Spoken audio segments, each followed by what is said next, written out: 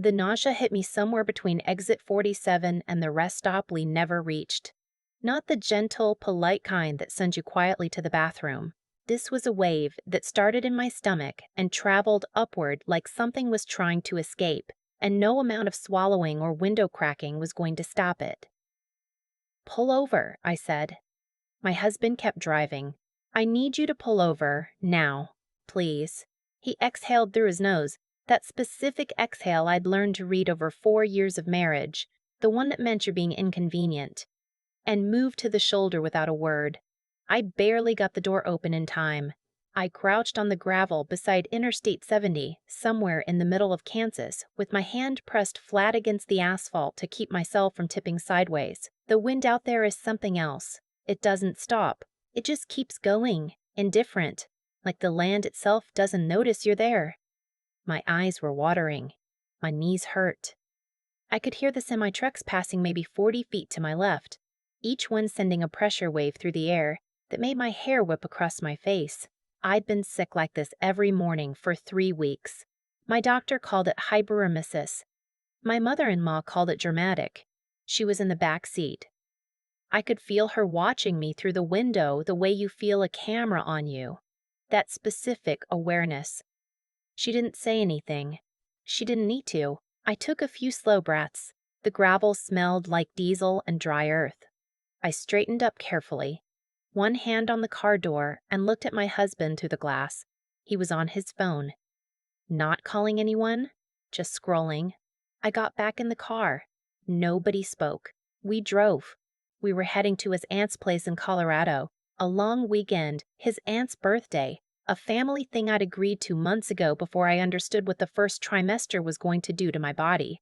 I told him 2 weeks ago that I wasn't sure I could make the drive. He'd said it would be fine. He'd said I was overthinking it. I want to be clear about something because it matters later. I had my purse. I had my wallet, my phone, my insurance card, our hotel confirmation for that night. Everything I needed was in the bag at my feet. I'm saying this because later, some people might wonder. I had everything. About 20 minutes after the first stop, it happened again. Worse this time, I need. We just stopped. I know, but I'm going to be sick again. I need you to. We're already 40 minutes behind. Aunt Patricia is expecting us for dinner. I understand that. I need 30 seconds. He pulled over. I got out. And this time, when I finished and turned back toward the car, I noticed my mother-in-law had gotten out too, standing on her side, arms folded, looking at the horizon like she was very patiently waiting for a bus. "This is going to be the whole trip, isn't it?" she said. Not a question. "I'm pregnant," I said. "I'm sorry my body is inconveniencing your schedule."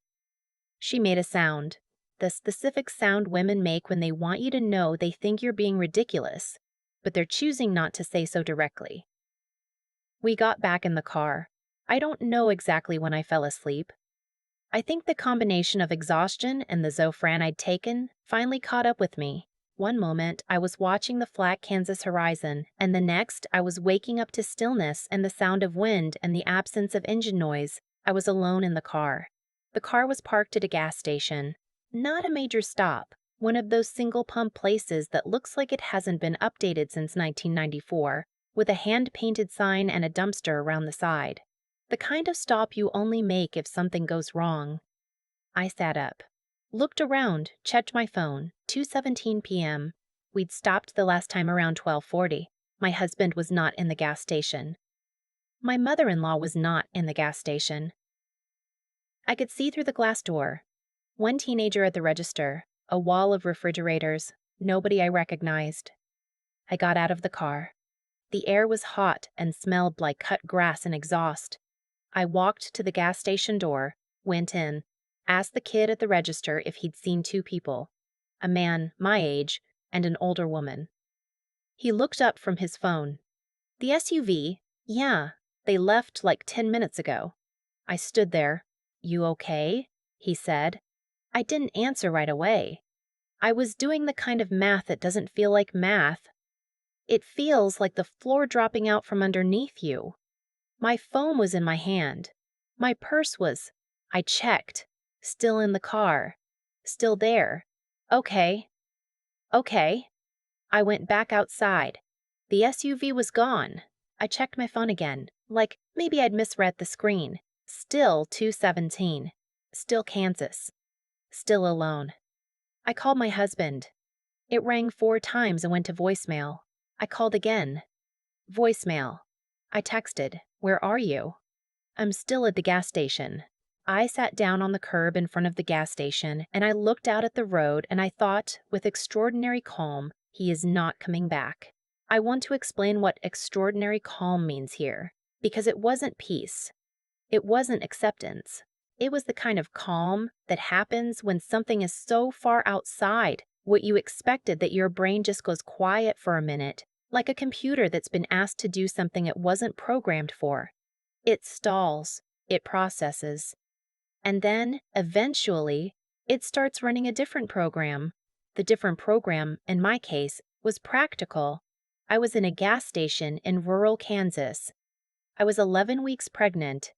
I had my purse, my phone, $63 in cash, and 2 credit cards. The nearest city with a rental car agency, according to my phone, was Salina, 41 miles east. I went back inside. "Do you know if there's any way to get to Salina from here?" I asked the kid. "Bus, rideshare, anything?" He looked genuinely sorry. "There's no Uber out here. My shift ends at 4 if you need a ride. My mom's picking me up." His name was Tyler. He was 17.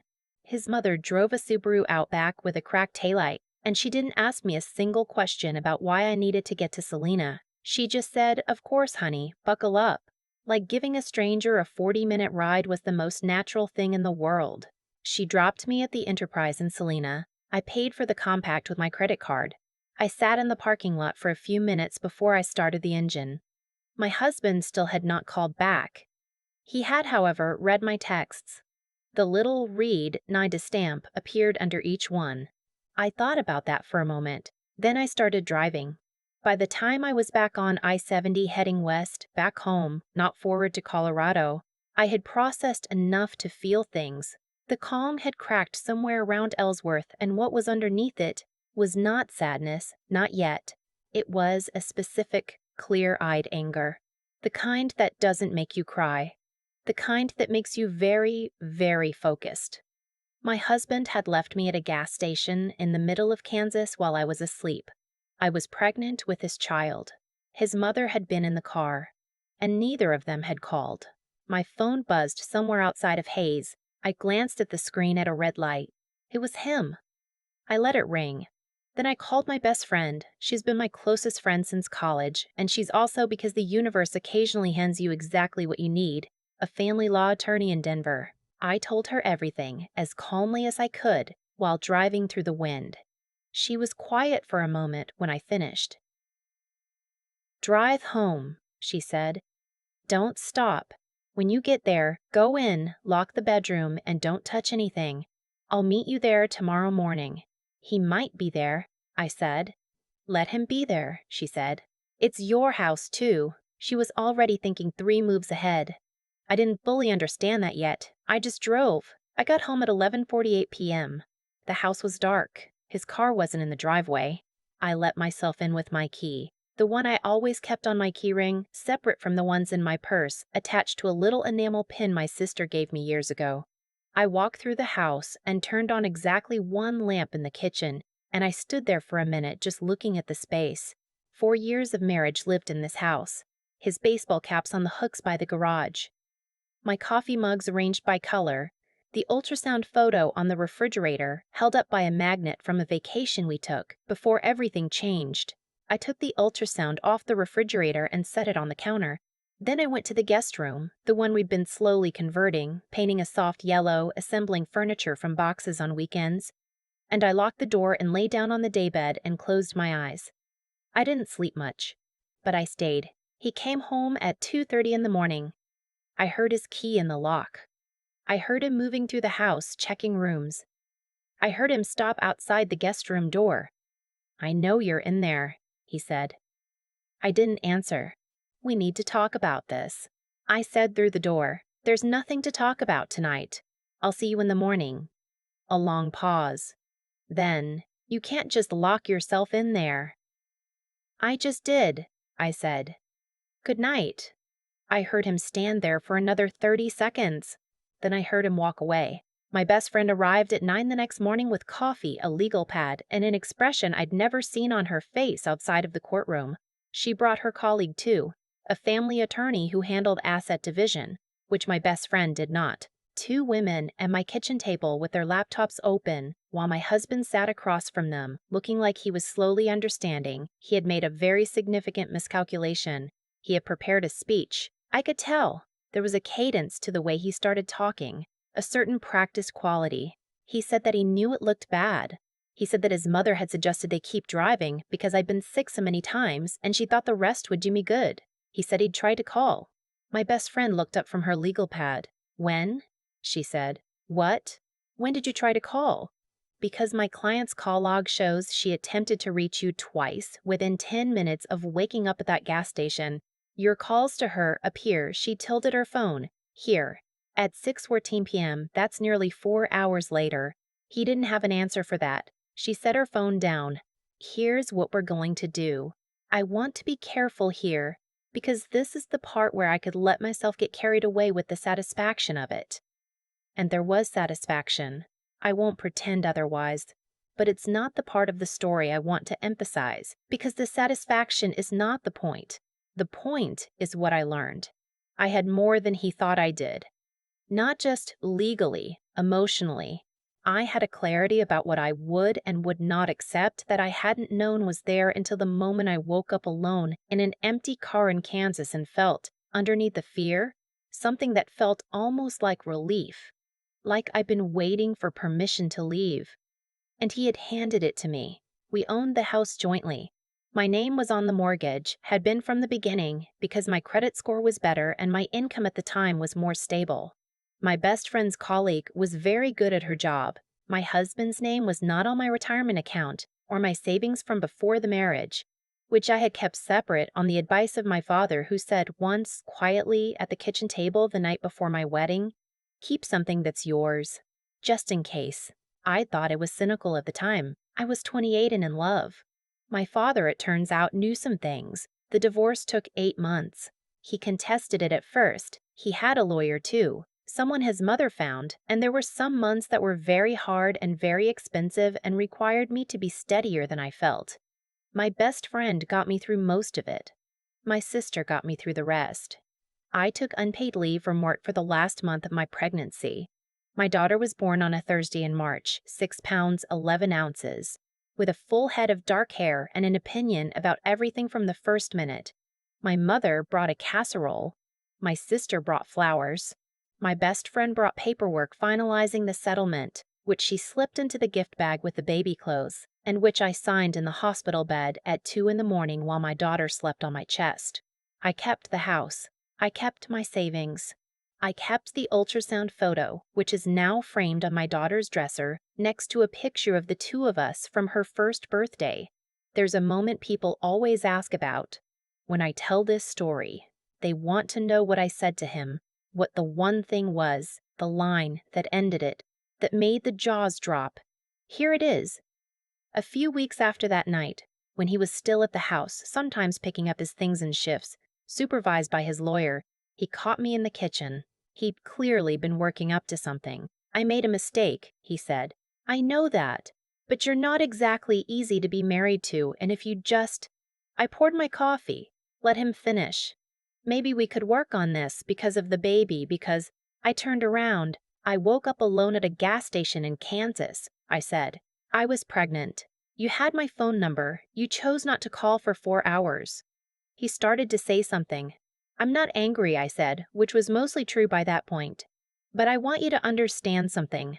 What you did told me everything I needed to know, and I have already made my decision, so no." He looked at me for a moment. He seemed to want me to say more, to yell, to give him something to push back against. I just picked up my coffee and walked out of the kitchen. That was it. One sentence.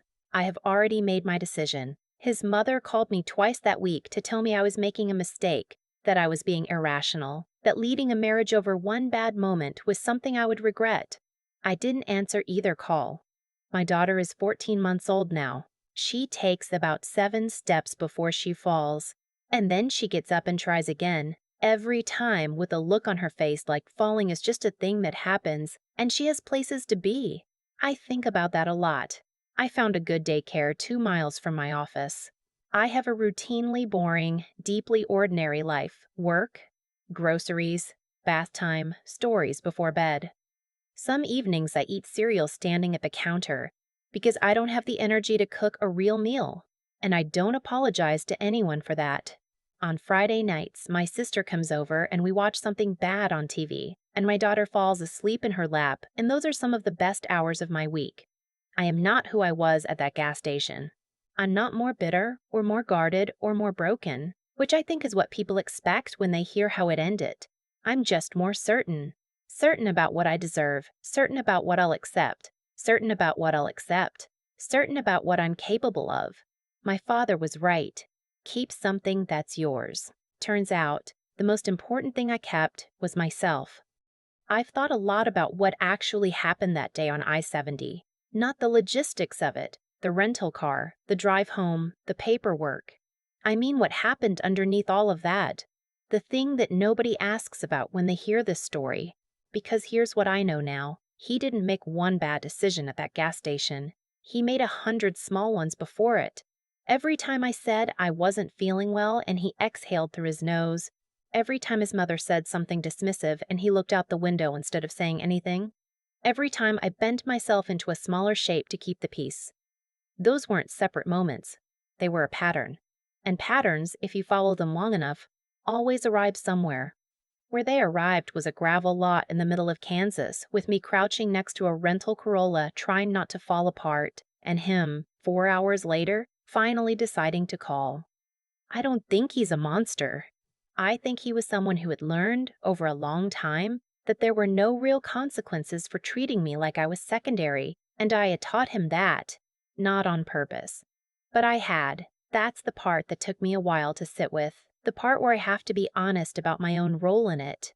Because I kept the peace. I swallowed things. I told myself that's what you do when you love someone, that patience is a virtue, that marriage requires sacrifice. And some of that is true. But somewhere in there, I had confused patience with permission. I had let a pattern build that said, she'll be fine, she'll manage, she always does. And I did manage. That's what I found out at that gas station when the floor dropped out. I managed. I called, I rented, I drove, I handled it. And that competence, that ability to be fine, is something I'd been quietly hiding. Maybe because I thought needing help made you lovable and self-sufficiency made you inconvenient. My father told me once to keep something that was mine. I thought he was talking about money. He was also talking about this: the part of yourself that knows what you're worth and doesn't negotiate it away for the sake of keeping someone else comfortable. What my husband did required my daughter and I to start over. That was hard. There were nights that were genuinely bone-deep hard. But hard is not the same as wrong. Sometimes the thing that breaks you open is also the thing that shows you what's inside. And what I found inside was steadier than I expected. My daughter takes about 7 steps before she falls. Every time, and every time, without any drama, she gets back up and goes again. She didn't learn that from me. She came with it. But watching her do it, I started to borrow it. That's what I'll carry from all of this. Not the anger, not the injustice of it, not even the outcome, though I'll take the house. What I'll carry is the knowledge that I am more capable than I let myself be for a very long time, and that the people who truly see that in you won't ask you to pretend otherwise.